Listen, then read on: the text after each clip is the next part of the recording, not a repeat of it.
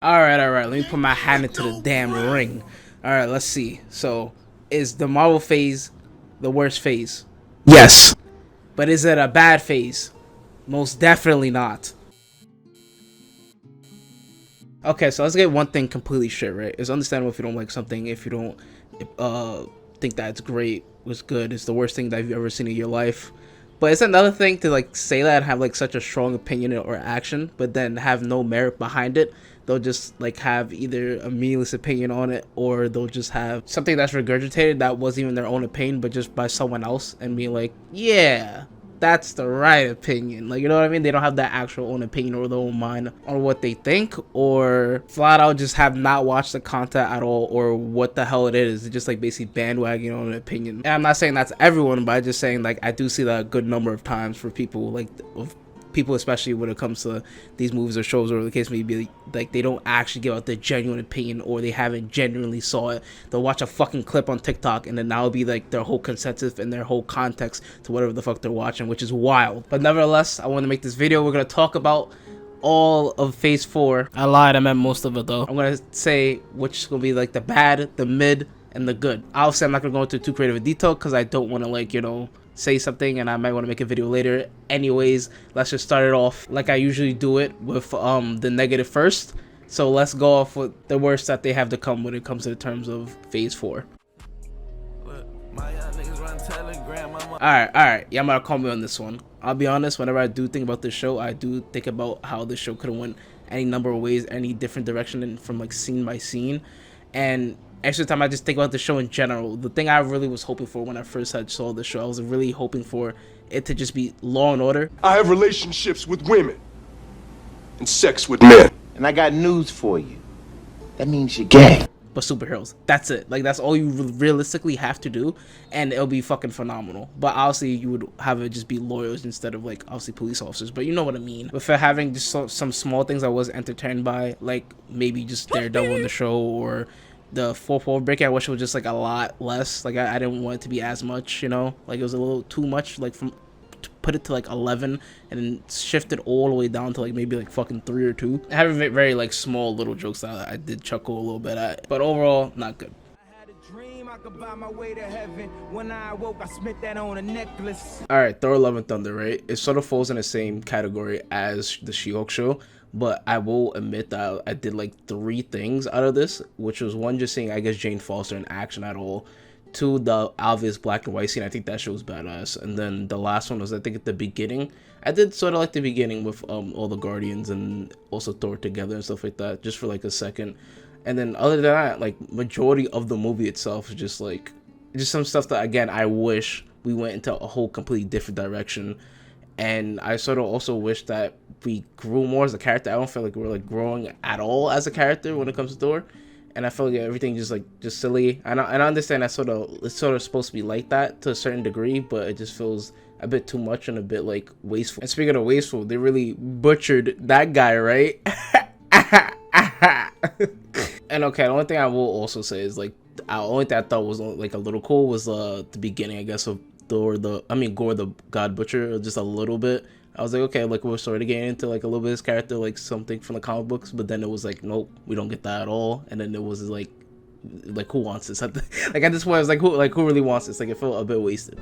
Oh my, she's a long way from suburban towns, came to the Eternals. I know this one is a bit divisive with people either really liking the movie or they really hate the movie, but I do fall under the camp of liking the movie with some of the basic things that I'll go over, like the setting, the different areas, expanding a little bit more in the Marvel Universe with ideas and concepts like the Eternals as well as the Celestials, because we finally get to see them in action and also what they can do, which I really hope they don't mess up. But going a little bit more into detail, I actually really like the villain in this movie, the fake ass Superman, Icarus himself, and the main deviant who gains consciousness, which I think is really a plus, because I do also really enjoy the Eternals themselves, their interactions with each other, as well as their origins. For example, Hasbro's, I don't fucking know. But also Mercury, as well as she's like a Death Flash, and then also Durag, who is the red herring of the movie, which I really like and hate at the same time. Don't you grow up in a hurry. Your mama be worried. Oh, it was But moving on to Quantumania, This film has me sort of torn in two in a way, where some of you might be wondering, why? It was terrible. And I say to that, good sir, you're wrong, but you're also right.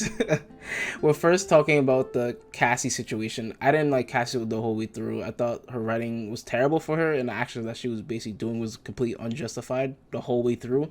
And also the situation with MODOK, where he was another bad one, where for me, he just ended up being a disappointment with his adaptation.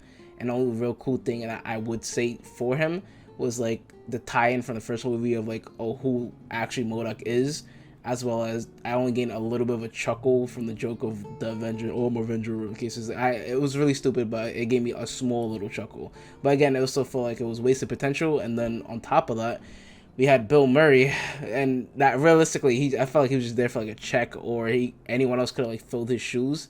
Like it was basically so like a nothing character. Like he was important to basically Janet, but realistically he could have been replaced by anyone else. With it lastly being the characters that are in the quantum realm itself, I didn't really have any attachments or early cases. I felt like they were just like sort of again wasted potential. It was like like it was like okay, like you know what I mean, like it's whatever at that point. But enough with the negatives. I actually do have a lot of positives with this movie, with one of them being the special effects, which is obviously just a given. There are some of the movies that don't have as great special effects or mess ups in the movie, but further showing off the quantum realm and how I guess beautiful, cool it can look, I think that was also pretty cool. And I'm not gonna lie, like I wasn't interested in Janet's like big secret, and it also I felt like it really delivers on like basically what happened with Janet when she was in the quantum realm for like a number of years. And on top of that, I also think that it had good writing with Scott and Kang, mostly Kang, but also Scott had like a lot of good moments or a lot of good scenes, like when he goes into like that little realm to like get the little bowl.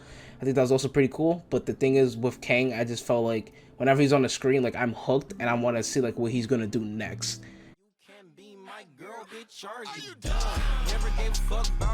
Okay, Black Widow. Okay, it's sort of weird when it comes to this movie because I have similar pains with a certain show in phase 4. I'm not gonna say any names because when I think about this movie itself, like the characters in Black Widow are pretty fun, and I do love when they interact with each other in this fake nuclear Russian family thing.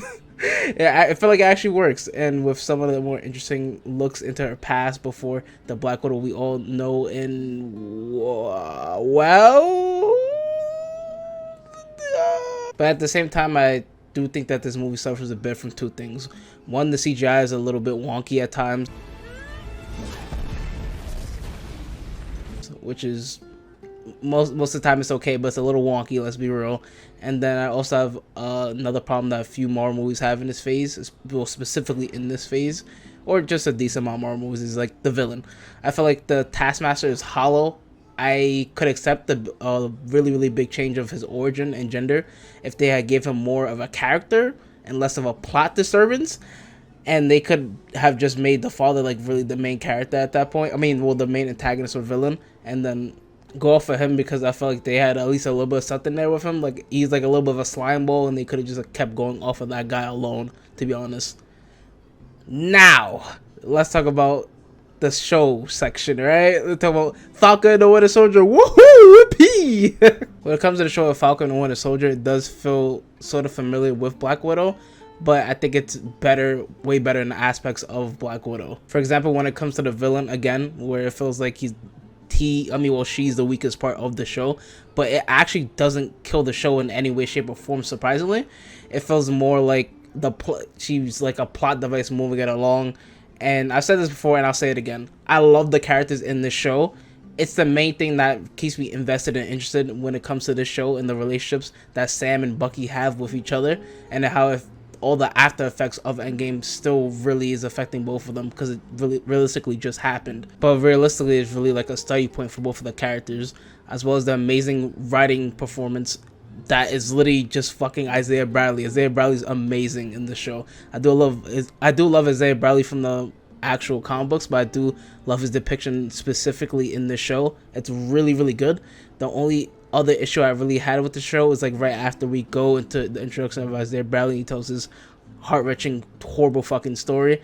We do have the big the elephant in the room where Sam gets racially profiled, and I'm like, this is like the wrong place and the wrong time and the wrong like section or portion in the wrong person. Like, you literally should have chose like maybe the son of Isaiah Bradley or something like that to like really enforce a home, but like not obviously after his story. Actually, no, it could have been done after his story, but like any other time, place, and person, because it's fucking Sam Wilson, the guy that literally saved the entire universe, like one of the many people that was in that big ass fucking war, to be like, yeah, you know what? I don't know that guy. Yeah, let's pick him to be like the guy to get racially profiled. Like, what? Like, it doesn't make any actual sense. Taking my soul and I know you feel like this won't last. 3 stripes on the Gucci, leave us back to back 63s, we all had ooze. Okay, I'll be honest. I'll put Miss Marvel and Hawkeye sort of in the same similar regards, with Miss Marvel first feeling like a little close to a regular Disney show back in fucking 2003. Like a little OG version, you know, but it also has some interesting characters and locations. But feels if Miss Marvel had more time and development, it could be pretty good. Oh shit! And I feel similar about with Hawkeye, with like the oh shit. I Loki keep forgetting that happened. I'm gonna be honest, but anyways, and I feel similar with Hawkeye, but I liked Hawkeye a little bit more than Miss Marvel, with good ideas going back to the other phases and the lasting effects that may have both Hawkeyes. Okay, anyway, Hawkeyes. Also, ain't no way in fucking hell that Fisk is dead, by the way. Also wanted to quickly go over Loki because we all know it's the best show. It's pretty good so far. Like, it does everything right, and then it also keeps you on your toes. What, you want more? Like, that's it. Everyone's fucking. Anyways, WandaVision is also another show that hold in high regards because it's having like a slow start at the beginning of the show, but also has interesting concepts like the different TV shows and also the acting and the tropes that also come with it. They're also starting to show how bad Wanda has gone after Endgame, and to be honest, we need to honestly put this woman away. We need to put her 6 feet fucking under a dome. I don't give a fuck. She's done way too much in this phase. You cannot keep her around. See a detriment to the whole universe and maybe even multiverse at this point. And lastly, honestly, there's only like a few characters that I think fell out for like padding or really could just go without. It's really not that serious with them. Marvel's What If is also something that I really did like before in the comic books, but it's also, I think they do a pretty good job when it comes to making the show. Now, it does make it a lot easier because, as you all know, I love animation. That's why I fucking love it. It's my whole fucking channel and everything like that. But I do feel like the animation is fine. It's like a decent choice. I don't think it's like the best or the fucking worst. But they do have really, really interesting stories that they can tell with What If, and they've done that. The only issue is I only don't like one of them, which is the Thor one. I think the Thor one is easily the weakest one, and you really honestly can go without of. And if you wanted to, you probably could just like remake it realistically. But I thought it was all around good the whole way fucking through. It was a really good job.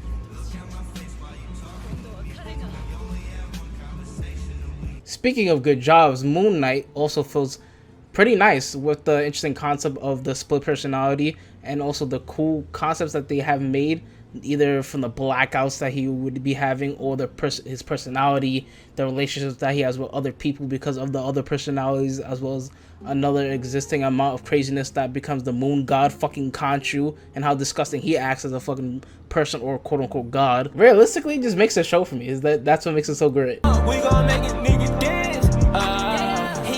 Now, Werewolf by Night is easily one of my favorite things in Phase 4, where it's only an hour, but it does so much with so little that they have that 1 hour, with them introducing the concept of monsters as well as hunters, and then how charming really all the hunters really are, as well as how dangerous they are at the same time. And I really do love the old-timey black and white when they combine that aesthetic with also the aesthetic of like feeling new at the same time. It feels like a breath of fresh air. Shang-Chi just feels right with many good fight scenes and the environment it gives. I thought the jokes were hit or miss, and sometimes have funny little moments like with Wong, and then seeing other older characters like Mandarin again, or even Abomination. Feeling like some people are doing better acting than others. Okay, I mean, well, Aquafina. But anyways, it was an overall pretty good experience. With, I think, in my opinion, having some really memorable scenes, as well as characters like Tony Leung's character, as well as Michelle Yeoh's character as well. 21 minutes until I gotta go, so I told that girl I'm gonna slaughter it. Okay, last two movies on this list I think are goated. Not just for even this phase, but just Marvel movies in general that's came out so far. With me starting off one with Doctor Strange and the Multiverse of Madness, with the Sam Raimi isms that he has in his movie. I think the movie for me just feels right. I do love Evil Dead. I do love a lot of Sam Raimi's projects, obviously like Spider-Man and all this other stuff. But it feels like sometimes like a horror movie to me. It feels like it has me like on the edge of my seat, and I'm just like waiting to see what's gonna happen or what the fuck Wanda's actually gonna do in this next fucking scene, and how she's gonna basically get to her fucking objective, which is America Chavez, as well as really showing how much of a threat Wanda really is ever since the obviously blip or ever since phase 3. And then also the only issue I really had with it was basically I guess America Chavez with her being like sort of just like the plot device, and also wanting her to like really get fleshed out a lot more. Like obviously she's the plot device for the whole movie and whole reason like it's going and stuff like that, but I just feel like I wish she was like fleshed out a lot more. But again, I'll probably have to wait for a few more movies or shows or TV shows for that to really happen. I just like I wanted more from her. Like I wanted like more of a performance like everyone else is doing at the same time. And I do not care. I don't care. The Illuminati being slaughtered was an amazing scene. That shit was pretty fuego. People are acting like you're not gonna get it in the near future, or the case may be. It's an alternate dimension, ultimate universe. You know what I mean? Like you're gonna get it. It's fine. It's okay to like sometimes see people just get fucking annihilated, or the case may be. You know, it happens a lot more to the villains, and a lot less to the heroes. So it is also type like a fresher breath air in that sense too. But And she like, fuck it, it's too late for this. But it's not late for him. lastly, Black Panther. To me, this movie was everything I would want in a sequel, where you would have to obviously have the big change of the circumstances that happened with Chadwick Boseman, rest in peace, and also they've done it in the most respectful way possible. I think this movie is honestly amazing all the way around, especially with the acting that Shuri gives, and as well as the acting that her mother does as well, Ramonda. They both killed the role. They both honestly did a really good job, as well as I love the character development that goes between both of them, and all you see just the whole thought process and how they feel, how they act to certain circumstances that they get put in, and just seeing the twist that you see with Shuri and her ancestors are just fucking amazing. From my first thing that these characters are like cool from like the first movie, like they're just like they're fine, to like actually really loving them by the end of the movie. And also, by the way, Namor does an amazing job as well. Namor actually killed it. I really like this version anymore. I feel like they super fleshed him out, and they did a really, really good job on his terms of his character, making him, in my opinion, one of like the best antagonists as villains that we've had in a long time, probably a while, maybe since Thanos, I think, in my opinion. But again, this movie is just jaw dropping for me. I think we need another one as soon as possible, ASAP.